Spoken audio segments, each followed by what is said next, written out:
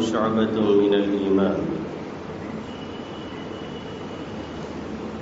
وقال النبي صلى الله تعالى عليه وسلم: إذا لم تستحي فافعل ما شئت، أو كما قال سيدنا وهادينا محمد صلى الله تعالى عليه وسلم.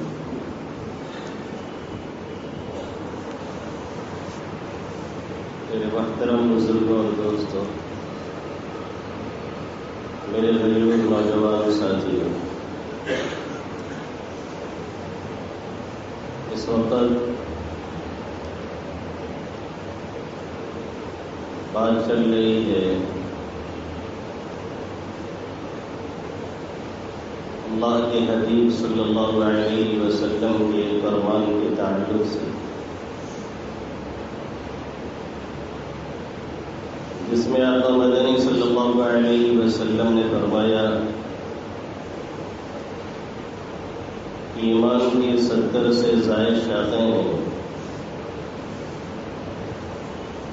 یعنی ایمان کے اعمال وہ بہت زیادہ ہیں۔ افضلها قول لا الہ الا اللہ، اس میں سب سے افضل لا الہ الا اللہ محمد رسول اللہ صلی اللہ علیہ وسلم کا اقرار سب سے یہ ہائی کوالٹی ہے، اور سب سے ادنا، سب سے لو کوالٹی اماطۃ الاذی عن الطریق، راستے سے تکلیف دہ چیز کو ہٹا دینا اور راستے میں کسی طرح کی کوئی تکلیف دہ چیز نہ ڈالنا اور اس سے پرہیز کرنا۔ ان دونوں جملوں کے تعلق سے کچھ باتیں پہلے عرض کی جا چکی ہیں۔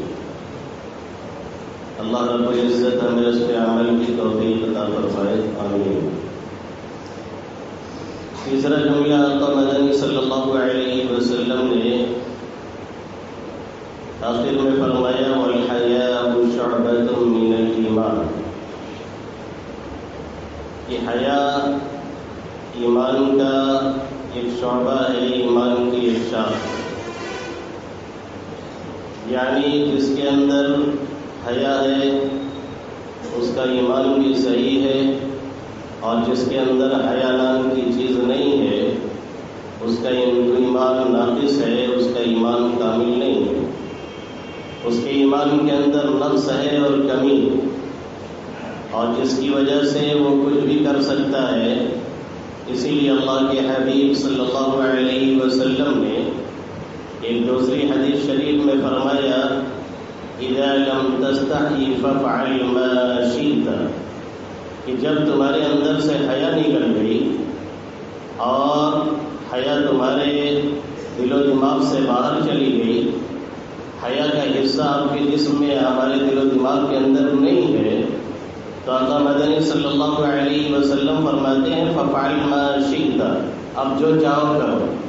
یہ اجازت نہیں ہے، یہ نہیں کہا جا رہا ہے کہ جو چاہو انجام دے لو، یہ اجازت نہیں دی جا رہی ہے، یہ حیا کے نکل جانے کی خرابی بیان کی جا رہی ہے۔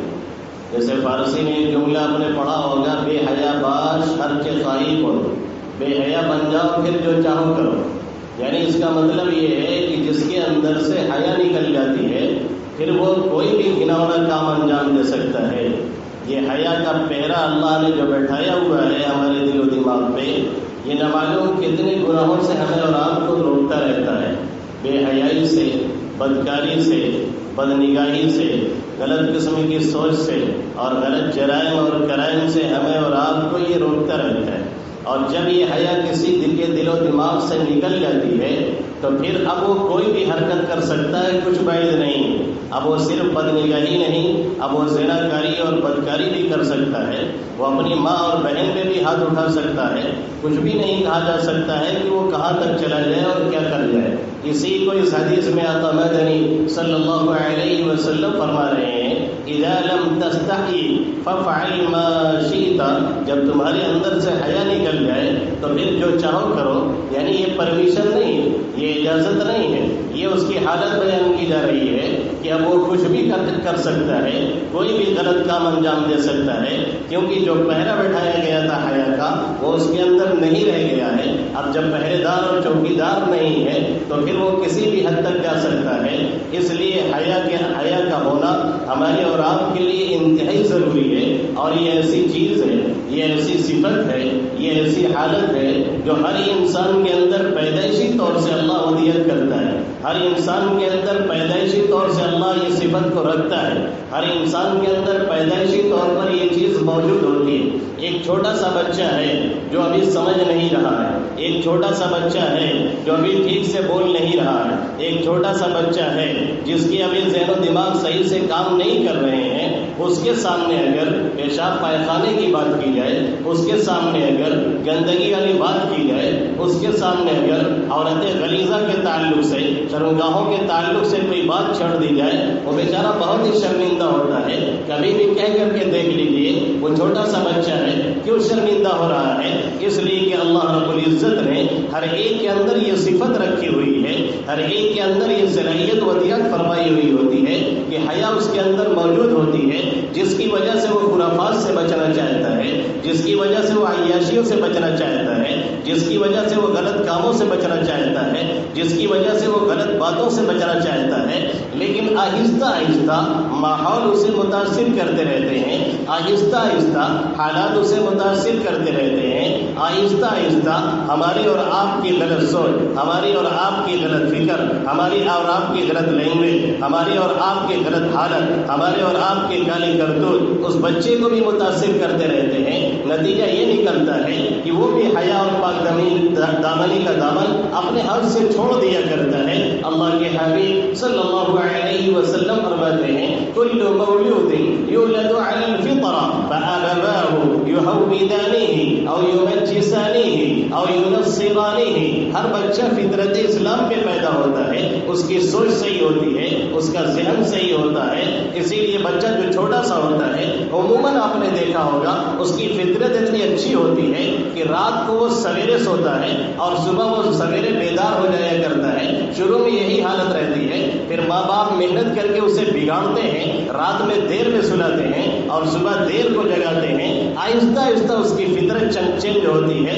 ہر ایک بچے کے اندر یہ فطرت اور صلاحیت اللہ ودیعت فرمائے ہوئے ہوتا ہے۔ اب سائنسی نظریات یہ کہہ رہے ہیں کہ اگر کسی بچے کو لے جا کر کے جنگل میں چھوڑ دیا جائے جہاں پہ کوئی ماحول اسے متاثر نہ کر سکے، اسے یوں ہی آزاد چھوڑ دیا جائے، کوئی بھی حالت اس کے پاس پہنچے گی پھر بھی وہ اللہ ہی کو پکارے گا، ایک رب کو یاد کرے گا، کیونکہ اللہ نے اس کے اندر یہ ودیعت رکھی ہوئی ہے، یہ صلاحیت رکھی ہوئی ہے۔ پھر اس کے والدین کبھی اسے یہودی بناتے ہیں، پھر اس کا ماحول کبھی اسے نصرانی بناتا ہے، پھر اس کا ماحول کبھی اسے مجوسی بناتا ہے، پھر اس کا ماحول کبھی اسے بے حیا پن میں ابھارتا ہے، پھر اس کا ماحول کبھی اسے غلط کاموں میں ابھارتا ہے، پھر اس کا ماحول کبھی ننگے اسے ناچ کرواتا ہے، پھر اس کا ماحول کبھی اسے ڈانس کرواتا ہے، پھر اس کا ماحول نہ معلوم کیسی کیسی گالیاں اسے دلواتا ہے کہ شریف لوگوں کے کانوں میں پڑ جائے تو ان کے کان کے پردے متاثر ہو جائے۔ یہ وہ بچہ نہیں کر رہا ہوتا ہے، یہ ہمارا ماحول کر رہا ہوتا ہے، یہ ہم اور آپ کر رہے ہوتے ہیں، جو اس کے ہم اور آپ مل کر کے اس کے سچویشن کو بدل رہے ہوتے ہیں اور اس کی سوچ کو بدل رہے ہوتے ہیں۔ کبھی یہ ماحول اتنا چوپٹ اسے ملتا ہے کہ وہ دین اور اسلام سے ہاتھ دھو بیٹھتا ہے۔ حضرت آدم علی نبینا علیہ الصلاۃ والسلام کو دیکھیے، دادی جان حضرت حوا کو دیکھیے، دونوں جنت میں رہ رہے ہیں۔ اللہ فرماتا ہے لا تقربا هذه الشجرة فتكونا من الظالمين، اس درخت سے کھانا نہیں ہے، اس درخت کے قریب نہیں جانا ہے، اگر گئے اور کھائے تو پھر آپ سمجھ لیجیے کہ آپ ظالمین میں سے ہو جائیں گے، اسے استعمال نہیں کرنا ہے۔ دادی جان کے سمجھانے پہ دادا جان پہنچتے ہیں اور کھا لیتے ہیں، نتیجہ کیا نکلتا ہے کہ دونوں لوگوں کے صدر کھلنے لگتے ہیں، جو لباس پہنا ہوا ہے جنتی لباس وہ اترنا شروع ہو جاتا ہے، نہ وہاں کوئی حکم ہے، نہ وہاں وہ مکلف ہے، نہ کوئی احکام کی تفصیل ہے، نہ ان سے یہ کہا گیا ہے کہ یہ صدر کا حصہ ہے، نہ انہیں یہ بتایا گیا ہے کہ مرد کے صدر کا حصہ ناف سے لے کر کے گھٹنے تک ہے، نہ انہیں یہ بتایا گیا ہے کہ عورتوں کے صدر کا حصہ سر سے لے کر کے پیر تک جا رہا ہے، ٹخنے تک جا رہا ہے، انہیں یہ سب نہیں معلوم ہے۔ لیکن اس کے باوجود اللہ کیا کہتا ہے فَلَمَّا ذَاقَا الشَّجَرَةَ بَدَتْ لَهُمَا سَوْآتُهُمَا وَطَفِقَا يَخْصِفَانِ عَلَيْهِمَا مِن وَرَقِ الْجَنَّةِ فَلَمَّا ذَاقَا الشَّجَرَةَ بَدَتْ لَهُمَا سوآتهما، جب ان لوگوں نے درخت کو چکھ لیا اور اس سے کھا لیا تو پھر ان کے جو چھپانے والی چیزیں ہیں اب یہ ظاہر ہو رہی ہیں، جنتی لباس اترتا چلا جا رہا ہے، لیکن چونکہ فطرت میں حیا تھی، لیکن چونکہ اللہ نے یہ صلاحیت ودیت فرمائی تھی، لیکن چونکہ اللہ نے فطرت میں حیا رکھی تھی، جس کی وجہ سے اللہ فرماتا ہے وَتَفِقَا يَخْصِفَانِ عَلَيْهِمَا مِنْ وَرَقِ الْجَنَّةِ، وہ جنت کے پتے اپنے جسموں سے چپکا رہے ہیں، اپنے جسم کو چھپا رہے ہیں تاکہ کوئی دیکھ نہ پائے، تاکہ اس طرح کی کوئی اوریانیت نہ ہونے پائے، کوئی حکم نہیں آیا ہوا ہے، ان کو مکلف نہیں بنایا گیا ہے، ابھی وہ جنت کے اندر ہیں، ابھی دنیا میں نہیں آئے ہیں، کوئی احکام کی تفصیل ان کے پاس موجود نہیں ہے، لیکن یہ فطری چیز ہے، یہ فطری صلاحیت ہے جو انسان کے اندر اللہ رکھتا ہے، جس کا نظارہ وہاں پہ ہوا اور جس کا نظارہ ہمارے چھوٹے بچوں میں ہوتا ہے، ہماری چھوٹی بچیوں میں ہوتا ہے، پھر ہم اسے کنورٹ کرتے ہیں، پھر ہم اسے تبدیل کرتے ہیں، پھر ہمارا ماحول اسے چینج کرتا ہے، پھر ہماری ذہنیت اسے بھی تبدیل کرتی ہے، نتیجہ یہ نکلتا ہے کہ وہ بچہ جو غلط بات بولنے سے کتراتا ہے، وہ بچہ جو غلط چیزوں کو دیکھنے سے کتراتا ہے، وہ بچہ جو غلط بات سننے سے کتراتا ہے، ہمارے اور آپ کے سامنے ننگا ناچ کر رہا ہوتا ہے اور ہم سب کچھ دیکھ رہے ہوتے ہیں جو ہم دیکھنا نہیں چاہتے ہیں۔ یہ ہمارے ماحول کی دین ہوتی ہے، یہ ہماری سوچ کی دین ہوتی ہے، یہ ہماری تربیت کی دین ہوتی ہے، یہ ہمارے عدم توجہی کی دین ہوا کرتی ہے۔ آج یہ حیا ہمارے اور آپ کے درمیان سے نکلتی جا رہی ہے، بلکہ میں کہتا ہوں کہ نکل چکی ہے۔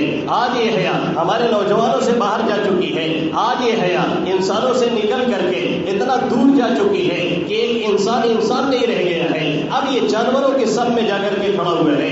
اللہ کو معلوم تھا کہ اگر اس سے حیا نکلے گی، اللہ کو معلوم تھا اگر اس سے پاک دامنی نکلے گی، اللہ کو معلوم تھا اگر حیا کا جنازہ اٹھ جائے گا تو یہ انسان نہیں رہ جائے گا، بلکہ جانوروں کے سب میں جا کر کے کھڑا ہو جائے گا۔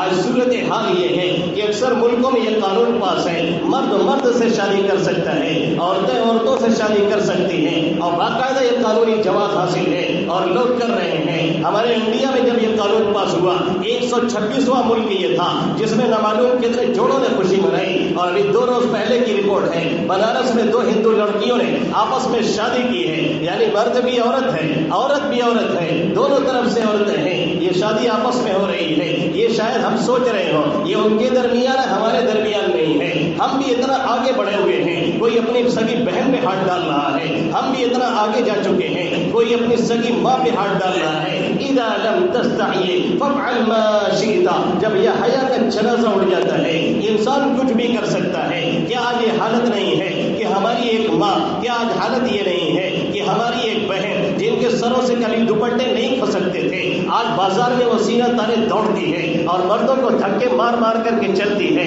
کیا آج صورت حال یہ نہیں ہے کہ ایک ہماری بچی، ایک ہماری بہن جو باپ کے سامنے کبھی بغیر دوپٹے کے نہیں آتی تھی، وہ گھروں میں بغیر دوپٹے کے دوڑا کرتی ہے، اسے یہ فکر نہیں ہمارا سینہ نظر آ رہا ہے، اسے یہ فکر نہیں ہمارے بال کی چوٹیاں گردش کر رہی ہیں، اسے کوئی فکر نہیں ہوتی ہے؟ کیا صورت حال یہ نہیں ہے کہ ہمارے نوجوانوں کے اندر سے یہ حیا نکل چکی ہے؟ آج ہمارے نوجوانوں کا پہناوا اس انداز کا ہو چکا ہے، اکثر بچے پینٹ اس انداز کے پہنتے ہیں، بوسٹ کٹ والی لمبی نہیں پہنتے، وہ ان کر کے نہیں آتے ہیں، اگر نماز میں چلے آتے ہیں تو پتہ چلا پیچھے کھڑے ہونے والے کی بھی نماز برباد ہوتی ہے اور ان کی بھی نماز چلی جاتی ہے، وہ رکوع میں جاتے ہیں، ان کا صدر پوری طرح سے دکھ رہا ہوتا ہے، ان کی بھی نماز نہیں ہوتی ہے، پیچھے کھڑے والے کی نماز بھی متاثر کرتے ہیں۔ آج صورت حال یہ ہے کہ ہمارا نوجوان ایسے لباس پہن کر کے اس انداز سے بیٹھتا ہے، آگا پیچھا پورا سپاٹ نظر آتا ہے، اگر کوئی اس پہ ٹوکتا ہے، اگر کوئی اس پہ منع کرتا ہے، اگر اس پہ کوئی کچھ کہتا ہے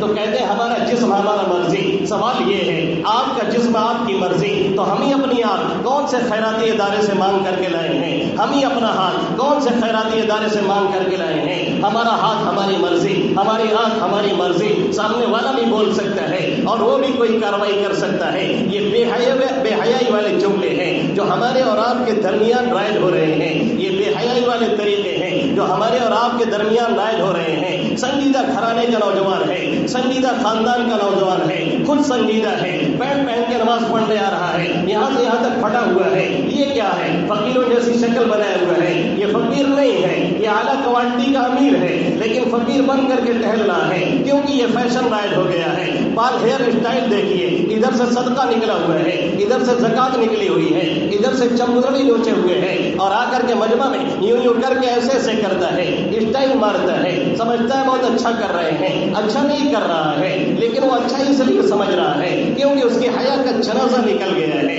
حیا پاک دامنی اس کے اندر سے نکل چکی ہے. حیا نام کی اس کے اندر کوئی چیز نہیں رہ گئی ہے. چوراہوں پہ بیٹھ کر کے گزرنے والوں کا مذاق کرتا ہے, بوڑھوں کو تماشا بناتا ہے, چوراہوں پہ بیٹھ کر کے ماں اور بہنوں کو چھیڑتا ہے. کیوں؟ اس لیے کہ حیا اور پاک دامنی کا جنازہ اس کا نکل چکا ہے. یہ صورتحال ہر جگہ بنی ہوئی ہے. جن گھروں سے باقاعدہ کتابوں کی آوازیں آتی تھی, جن گھروں سے کبھی ہم قرآن کی تلاوت کی آواز سنتے تھے, جن گھروں سے کبھی دینی کتابوں کے پڑھنے کی آواز آیا کرتی تھی, آج ان گھروں سے ماں اور بہنوں کے گانے کی آوازیں کیا ہمارے کانوں سے نہیں ٹکراتی ہے. جن بچوں کے زبانوں پہ کبھی حمدیہ نغمے ہوا کرتے تھے, جن بچوں کے زبانوں پہ کبھی ترانے جہادی ہوا کرتے تھے, آج وہ بچے کیا ہمارے اور آپ کے آنکھوں کے سامنے رقص نہیں کر رہے ہیں, کیا ڈانس نہیں کر رہے ہیں؟ ہم نے اور آپ نے انہیں یہاں تک پہنچایا ہوا ہے, کسی دوسرے نے نہیں پہنچایا. ان کی حیا کا جنازہ ہم نے اور آپ نے نکالا ہے. آہستہ آہستہ یہ جنازہ نکلتا ہے.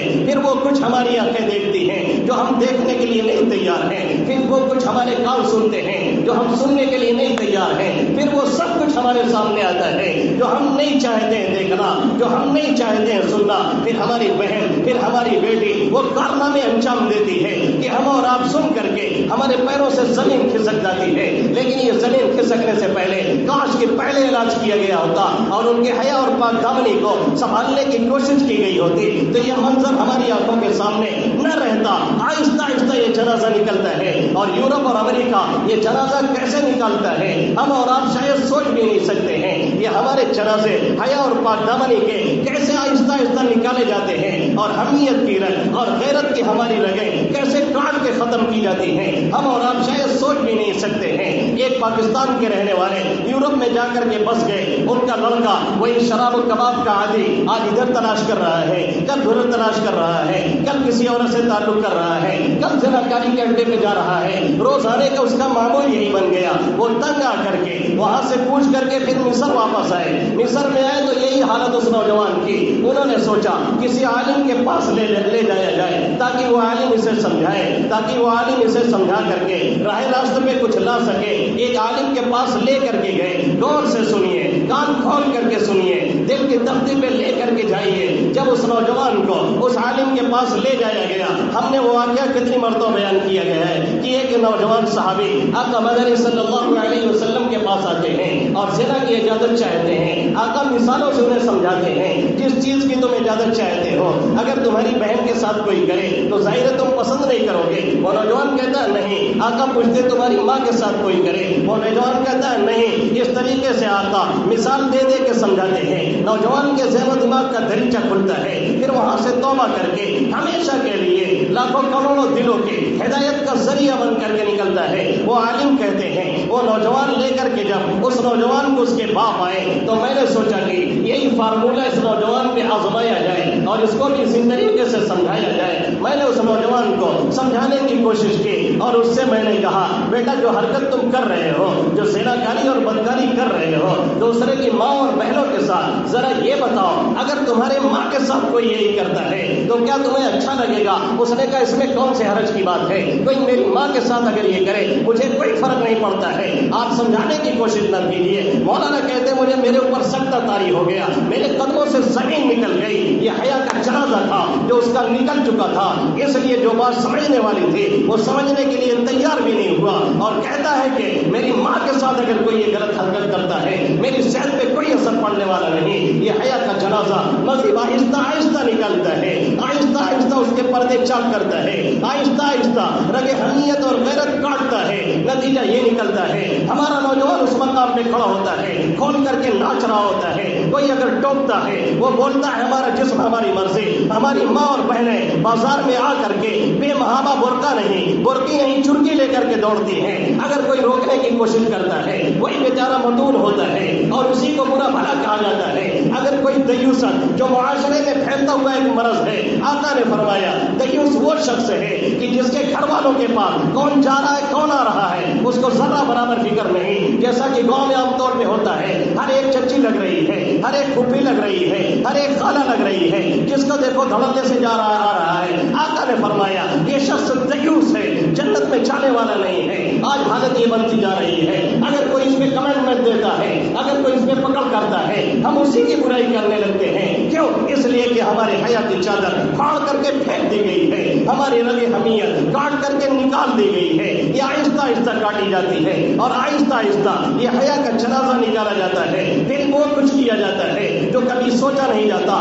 آج جو نوجوان یہ پھٹے پینٹ پہن کر کے آتے ہیں, آج جو نوجوان یہ ہیئر اسٹائل اور یہ سور والا جو بال رکھتے ہیں, کل کو ان کے بچے انہیں کے سامنے کھول کر کے ننگے ناچیں گے. پھر ان کو دیکھنا پڑے گا, جبکہ یہ دیکھنے کے لیے تیار نہیں ہوں گے. پھر ان کو وہ کچھ سننا پڑے گا جو یہ سننے کے لیے تیار نہیں, کیونکہ ہم یہ لائن بنا رہے ہیں, ہم یہ طریقہ بنا رہے ہیں. اسی لیے اللہ نے, اللہ کے حبیب صلی اللہ علیہ وسلم نے ان تمام چور دروازوں پہ جہاں سے یہ باتیں آ سکتی ہیں اور جہاں سے یہ خرابیاں در آ سکتی ہیں اس پہ پہرے بٹھائے ہیں, اس پہ پابندیاں لگائی ہیں, وہاں پہ باد باندھا ہے, وہاں پہ دروازے بند کرنے کی کوشش کی ہے. سب سے پہلے حیا اور پاک دامنی کو بچانے کے لیے اللہ نے کیا فرمایا؟ قل للمؤمنین یغضوا من ابصارهم ويحفظوا فروجهم قل للمؤمنات یغضضن من ابصارهن ويحفظن فروجهن. مومنین مردوں سے کہیے, مسلمان مردوں سے کہیے, اپنی نگاہوں کی حفاظت کریں, اپنی شرمگاہوں کی حفاظت کریں, نگاہ کو نیچے رکھیں, ادھر ادھر ٹکٹلی نہ ماریں, جا کر کے ٹیمپو میں نہ جھانکیں, جا کر کے بسوں میں نہ تاکیں, جا کر کے ریلوے میں نہ جھانکیں. اپنی نگاہوں کو سنبھالیں, اور صرف مردوں سے نہیں ماں اور بہنوں سے بھی کہیے کہ اپنی نگاہوں کی حفاظت کریں, جنگلے اور کھڑکیوں میں سے نہ جھانکیں, وہ اپنی شرمگاہوں کی حفاظت کریں. اللہ کے حبیب صلی اللہ علیہ وسلم فرماتے ہیں النظر سهم مسموم من سهام ابلیس. یہ نظر ابلیس کے تیروں میں سے ایک زہر آلود تیر ہے, زہر میں بجھا ہوا تیر ہے, جس کو جا کر کے لگتا ہے اسے قائم کرتا ہے, پھر وہ غلط راستہ اختیار کرتا ہے, پھر طرح طرح کے حربے گناہوں کے لیے وہ استعمال کرتا ہے. وہ سوچتا بھی نہیں کہ ہم یہاں پہنچ جائیں گے, اس مقام پہ پہنچ کر کے وہ کھڑا ہوتا ہے.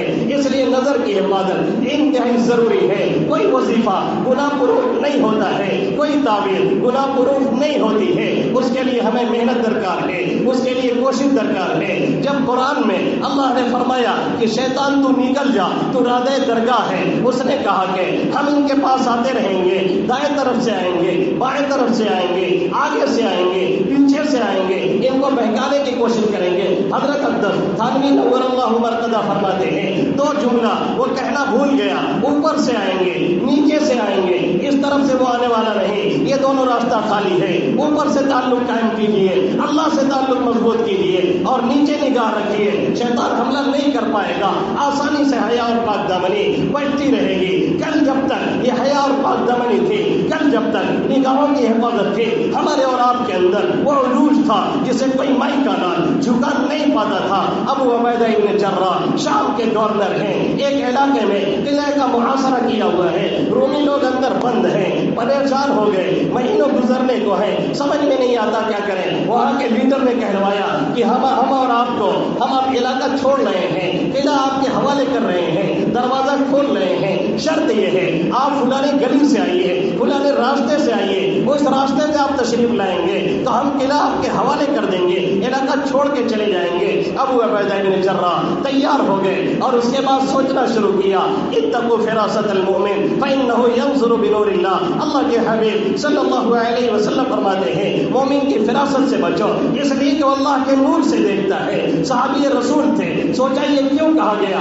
فلانی گلی سے آئیے تبھی ہم آپ کو جگہ دیں گے, تبھی قلعہ چھوڑیں گے. اس گلی میں دونوں طرف عورتیں بیٹھائیں گئی, نوجوان لڑکیاں بیٹھائیں گئی, جنہیں خوشبو میں ڈبویا گیا, ہر طرح سے آراستہ کیا گیا. ابو عبیدہ بن جراح کو پتہ چلا, انہوں نے اپنے ساتھیوں سے یعنی صحابہ کرام سے فرمایا آنکھیں نیچی رکھیے, اس آیت پہ عمل کیجیے. قل للمؤمنین یغضوا من ابصارهم ويحفظوا فروجهم. پورا کا پورا قافلہ, پورا کی پوری جماعت صحابہ کی وہاں سے گزرتی ہے, نہ کوئی دائیں دیکھتا ہے نہ کوئی بائیں دیکھتا ہے. اس انداز سے قلعے کے جگہ پہ پہنچتے ہیں, دروازے پہ پہنچتے ہیں. وہاں کا امیر پریشان ہوتا ہے, یہ کیسے لوگ ہیں, کتنے مہینے سے باہر ہیں, اپنی بیویوں کے پاس نہیں گئے ہیں, پھر بھی انہوں نے نگاہ اٹھا کر کے غلط طرف دیکھا نہیں ہے. واقعی نہایت یہ مرد لوگ ہیں، آخر قلعہ حوالے کر دیا جاتا ہے صرف ایک آیت پہ عمل کرنے کی وجہ سے۔ آج ہماری حالت یہ ہے، دائیں دیکھ رہے ہیں، بائیں دیکھ رہے ہیں، مسجد میں بیٹھے ہیں تو بھی ادھر ادھر جھانکتا